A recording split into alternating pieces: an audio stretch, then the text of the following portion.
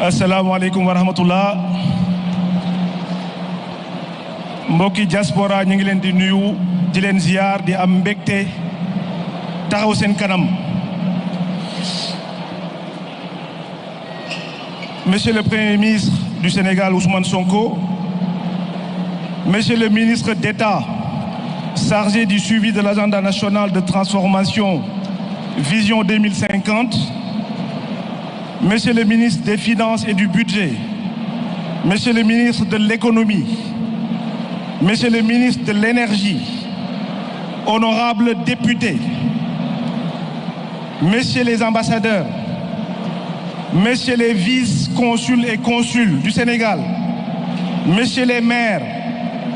Messieurs les directeurs généraux et nationaux, distingués invités en vos titres, rangs, grades et qualités.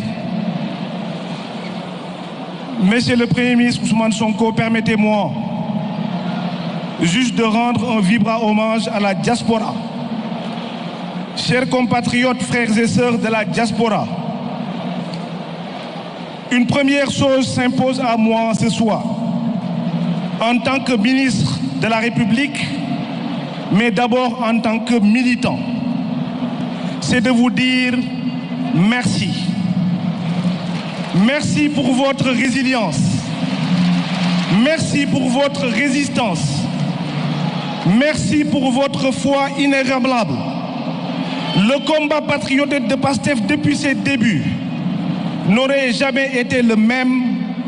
sans le feu, sans la passion, sans le soutien indéfectible de la diaspora d'Afrique, d'Europe, des États-Unis, d'Amérique.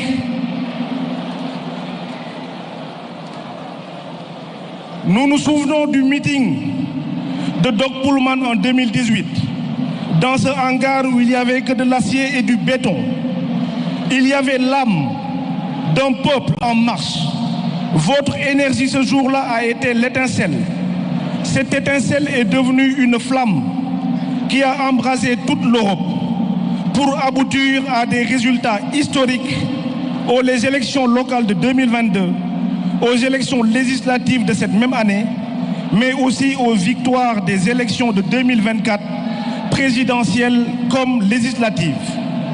Ces victoires sont les vôtres. Vous avez été là, vous êtes là et vous resterez là pour être définitivement les sentinelles de la démocratie et de la diaspora. Merci encore une fois à toutes et à tous pour cette belle et exceptionnelle mobilisation. Pour revenir sur le plan de redressement économique et social, adossé sur la vision nationale, Vision 2050, nous avons élaboré sous l'égide du Premier ministre ce que nous avons appelé le New Deal technologique. New Deal technologique, mooy stratégie bi nga xam ne moom mooy faire du Sénégal un levier de développement économique et social à travers la technologie. mu am pàcc yu ndaw yoo xam ne ñi ngi leen ko bëgg a dégtal comme ni ñu ko Premier ministre santé New Deal technologie boobu noonu à travers la tech sur les 3 ans à venir dans le cadre du plan de redressement économique et social. mu am ñaar ba ñett yoo xam ne bëggoon nañ ko partager ak tey bi ci njëkk mooy li ñuy woowee la connectivité universelle. xam nañ ne sunu dëkk au Sénégal depuis les années 60 néew na ñu mën a couvrir moitié territoire bi te xam nañu technologie lu muy indi en termes de développement en termes d'économie normalement dans le cadre de e-commerce. mu am ay jéego yoo xam ne Premier ministre sant nañu ko ba ci fan yu néew incha allah dinañu def en sorte que fracture numérique bi nga xam ne village yi ñi nekk ci diaspora bi gis nañ jafe-jafe du ñuy jànkonteel pour mën a jokkalante ak seeni famille au niveau du Sénégal et dans les fins fonds du Sénégal dinañu def incha allah ba avant la fin 2026 du am benn parcelle de terrain au Sénégal boo xam ne du am une connexion internet et à un coût abordable. ñaareel bi mooy ce qu'on appelle la digitalisation des procédures administratives amul fenn foo xam ne premier ministre dem na fa wala président de la république dem na fa ci diaspora bi te laaju ñu ko ñu yokk ay consulat laaju ñu ko ñu am ay machine diplomatique pour mën a dem yombalal li nga xam ne mooy procédure yi ak papier yi diaspora bi jàkkoonteel ñiiw jël technologie bi ñëw indi ci ay saafara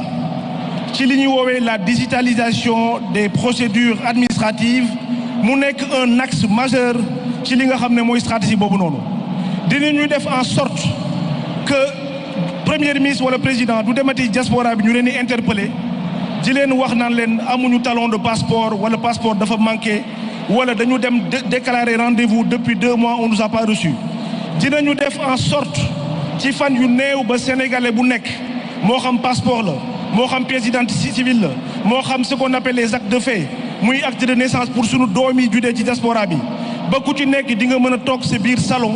mën a def la demande et qu'on puisse indil la document bi nga xam ne am nga ko ci anam yu néew mais loolu les amis dafa laaj ay préalable premier ministre yàgg na wax ne dañu fekk ci dëkk bi 4e sous-sol wàllu bi ñu dëkk yi nga xam ne mooy technologie te ñëpp xam nañ ne moom mooy driveru àdduna tey amul àdduna réew bu dox boo xam ne technologie doxalu ko premier ministre nag buy wax ne globalement nous sommes 4e sous-sol dans le cadre de la technologie au Sénégal ñun dañ ko fekk au 20e sous-sol donc li ñuy wax ni yëpp pour mu nekk dafa am ay préalable yoo xam ne il faut ñu indi ci ay saafara moo xam données yi nga xam ne seeni données la ay données yu personnelles la c'est des données sensibles il faut ce qu'on appelle dans la cybersécurité ñu teg ay matuwaay yoo boo xam ne bu ngeen ñu joxee seeni données dinañ mën a indi ci kaaraange boo xam ne bu mucc ayib la beneen bi nga xam ne premier ministre aussi daf koy wax muy un des projets phares du New Deal je dirais même un des projets catalytiques de ce mandat du président Bassirou Diomaye Faye ce qu'on appelle l'identité numérique unique mooy chaque Sénégalais ñu mën la identifier moo xam ci diaspora bi nga nekk wala moo xam Sénégal nga nekk kooku dina tax service à valeur ajoutée yi nga xam ne moom la technologie di indi ñu mën ci indi ay saafara carte consulaire yeeg yooyu yëpp baax na mais il faut qu'on puisse d'abord identifier les Sénégalais pour mën leen a jox service boo xam ne mën nañ ko am bu mën a yombal seen liggéey loolu identité numérique boobu dafay tax également un problématique boo xam ne bu jomb diaspora bi la mooy ce qu'on appelle le e-visa yàgg nañ dund ci diaspora bi depuis plus de 20 ans dañuy laaj non seulement des frais de visa bu ñuy dugg bu ñu duggee ba pare dinañu laaj également de payer tous les ans des titres de séjour premier ministre du Sénégal dafa indi li nga xam ne non seulement dañuy am réciprocité dans les visas mais également qu'on puisse mettre en place des plateformes numériques qui va permettre à ce que étranger buy dugg suñu dëkk avant muy ñëw danañ ko enrôler xam mooy kan munu mën a am des dimensions sécuritaires mën a am également des dimensions économiques parce que calcul yi ñu def sur les 3 ans li nga xam ne mooy indemnité yi gars yi di dugal pour def ce visa là dina toll xëy nañ may jul toll plus de 70 milliards et loolu non seulement dina régler problématique yu bari li nga xam ne mooy sunu dëkk moom lañ leen di jukkal ci 2000 milliards yi am na yeneen poñ yu gën a bari mais li nga xam ne moo incerné diaspora bi aujourd'hui loolu lañ mën nañu am pour partager ko yéen di leen waxaat encore une fois comme je l'ai dit à l'entame de mes propos la diaspora a toujours été là la diaspora a toujours été debout la diaspora a toujours été le sentinelle de Pastef li ma leen di ñaan di ko ñaan toute la diaspora confondue qu'on fasse confiance à notre président de la République fasse confiance à notre premier ministre et tout le gouvernement te xam ne lépp lu ñu digleeg ñun ci diaspora bi dinañ ko def asalaamaaleykum wa rahmatullah merci. jërëjëf merci beaucoup monsieur le ministre. nee na naa ko defal pub ak casquette bi waaye après ma joxaat ko ñaar yooyu nag àndul pub mën na ne waaye delloo